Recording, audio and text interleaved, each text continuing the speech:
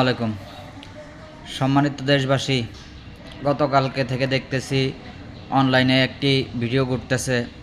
চট্টগ্রাম বিশ্ববিদ্যালয়ে আপনার ছাত্র দলের রাজনৈতিক কমিটির বিরুদ্ধে সাধারণ ছাত্রদের ব্যানারে গুপ্ত শিবিরেরা স্লোগান দিচ্ছে 1 2 3 4 ছাত্রদল বিশ্ববিদ্যালয় ছাড় বা হল ছাড়। তো ছাত্রদলের উদ্দেশ্যে আমি কিছু প্রশ্ন রাখতে চাই।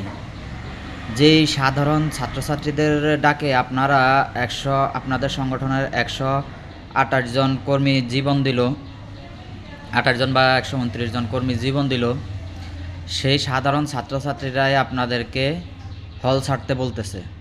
তো আপনারা কি এখনও রাজনীতি শিখেন নাই? আপনারা এখনও দেখি জায়গায় জায়গায় সাধারণ ছাত্রছাত্রীদেরকে ডিফেন্ড করার জন্য ছাত্রলীগের নেতাকর্মীদেরকে আপনারা আটক করতেছেন, আটক করে প্রশাসনে তুলে দিচ্ছেন।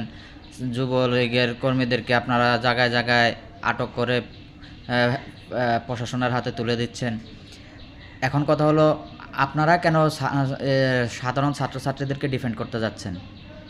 তারা তো আপনাদেরকে চাচ্ছে না, আপনারা কেন তাদেরকে গায়ে পড়ে সহযোগিতা করতে যাচ্ছেন? আপনারা আপনাদের সাংগঠনিক কার্যক্রম পরিচালনা করুন। কোথাও কোনো সাধারণ ছাত্রছাত্রীদের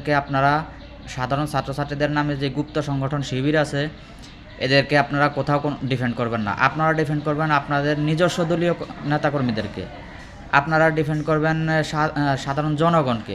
সাধারণ ছাত্রছাত্রীদেরকে আপনারা ডিফেন্ড করতে হবে না। আর কোথাও যদি রাজনীতি করতে বাধা আসে, আপনাদেরকে বাধ্য করা হচ্ছে প্রকাশ্য রাজনীতি করতে, তো আপনারা গুপ্ত সংগঠনের মতো গুপ্ত রাজনীতি করুন, সমস্যা কোথায়? আপনারা অন্য ব্যানারে, অন্য নামে সংগঠনের কমিটি দেন।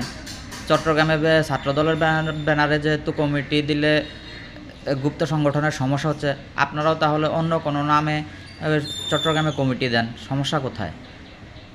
এইভাবে আসলে আপনারা গুপ্ত সংগঠনের সাথে কুলিয়ে উঠতে পারবেন না। তাই এখনও সময় আছে, রাজনৈতিক মেধা প্রয়োগ করুন। এই